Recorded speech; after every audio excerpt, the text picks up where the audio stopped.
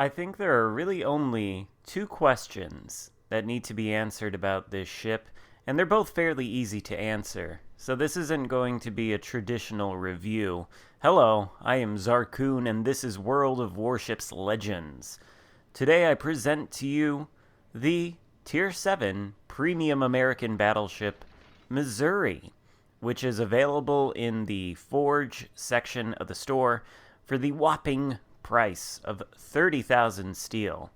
Now, the two questions I think probably most people have about this ship are, is it really all that different from the Tier 7 Tech Tree American battleship Iowa, and is it worth the asking price? So let's start with the comparison to Iowa, because there's not much meat here. Essentially, the Missouri is an Iowa. Historically, it was an Iowa-class battleship, and a very famous one where the armistice, or the end-of-the-war documents between the American and Japanese forces in World War II was signed. You can actually see a gold plaque on the deck of the Missouri in-game, next to the B turret in the front, the super-firing turret, that marks the spot where the table for the signature was. So that is kind of cool from the perspective of, being a history buff, if you are such a person. But in-game, the differences between the Missouri and the Iowa are minute. The biggest difference is in the hit points pool. The Missouri, under the same build as the Iowa, with William Sims as the commander, and keep in mind Sims' base trait increases the hit points by a certain number of hit points per tier. I have him at rank 16, I think legendary 2, so I think that's like 380 hit points per tier. With Sims, the Missouri has 67,660 hit points, compared to the Iowa's 72,660, a difference of 5,000 hit points in favor of the Iowa. And that is the biggest difference. The guns are exactly the same, at least if you're talking about the main guns and the secondaries. They have the same alpha strike on the AP and HE, same range, same reload, same turret traverse. Everything about them is the same. The only differences in guns come in the form of the anti-aircraft guns. The 40mm Bofors Mark II anti-aircraft guns on the Missouri do an average of 318 damage per second, compared to the Iowa's same guns, which do 302. Although the Missouri's 20mm Oerlikon Mark XX anti-aircraft guns do 177 damage per second, compared to the Iowa's 195.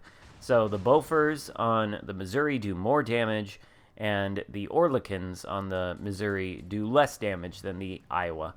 Those are two really minute differences that result in a difference of exactly 1 point in the overall anti-aircraft defense rating of the ships. Missouri is rated 94, and the Iowa is rated 93 overall. So it's really not a difference worth mentioning. These are the only two differences, the difference in hit points pool and the small difference between the anti-aircraft defense between the two ships. The maneuverability and concealment stats on both of these vessels is also, likewise, exactly the same. So what you're getting, essentially, is an Iowa with 5,000 less hit points and slightly better anti-aircraft, although I suppose that's arguable, and it's a difference you're almost certainly not going to notice.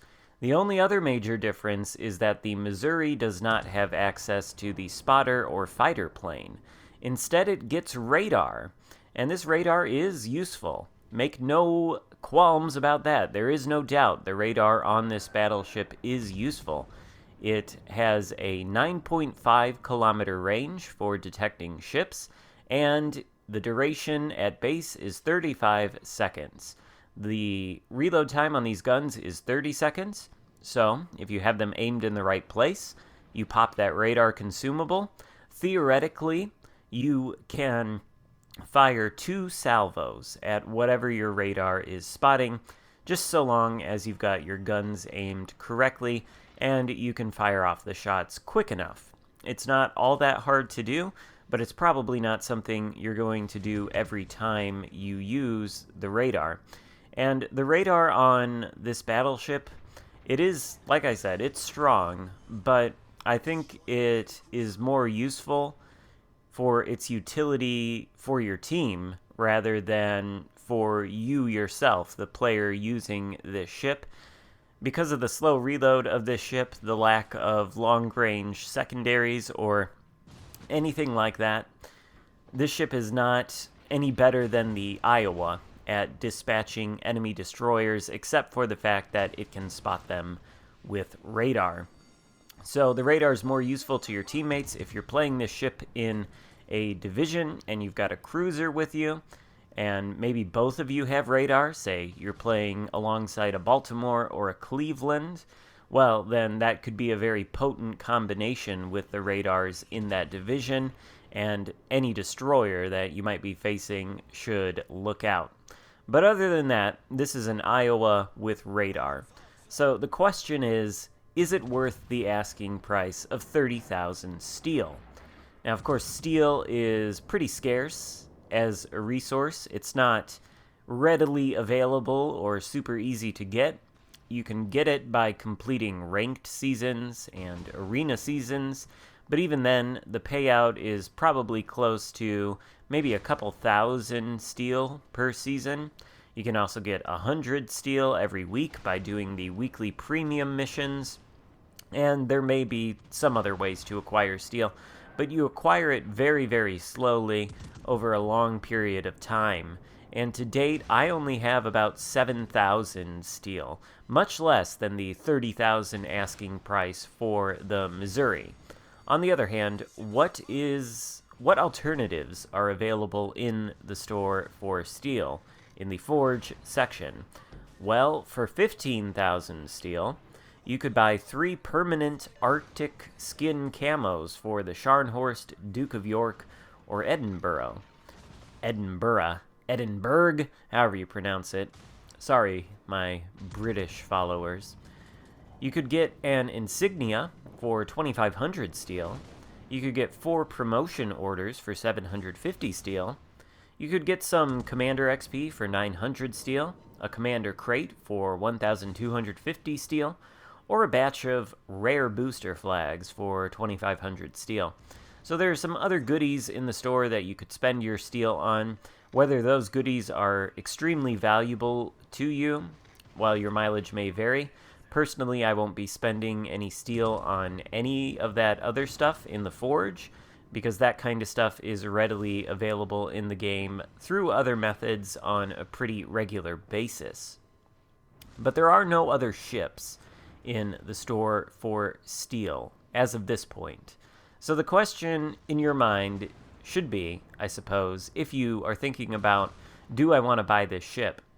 How much do you like the Iowa? Because this ship plays essentially exactly like the Iowa, aside from the fact that it has radar, which certainly adds a little bit of spice and variety to it. And also, do you think that in the future, near future, far future, Wargaming will add more steel ships into the store? And if they do, is it possible that the future steel ships will be more interesting and more, I suppose, unique than a simple Iowa-class battleship with radar? I think for me, personally, I'm not going to have the 30,000 steel asking price for a long, long time still. So by the time I actually acquire that much steel, there's probably going to be another steel ship in the store, or at least I hope there would be. So at that time, when I have the asking price for this ship, then I will evaluate what the actual alternatives are. And, if I think the alternative choices for ships in the Forge is good, I'd probably go with one of those over this ship. Part of the reason that this ship was so popular on PC when it debuted, I think 5 years ago probably, is because it had an insane credits multiplier attached to it. So you could take it out on PC and get like 1,000,000 credits in a pretty good game. That is not the case here. It does not seem to have any kind of credit bonus applied to it. So essentially, it's just a premium Tier 7 Iowa with radar. Whether that sounds attractive to you, I can't say. But now you have the information, so I hope you found it helpful. If so, give the video a thumbs up. Thank you so much for watching, and I'll see you next time. Goodbye.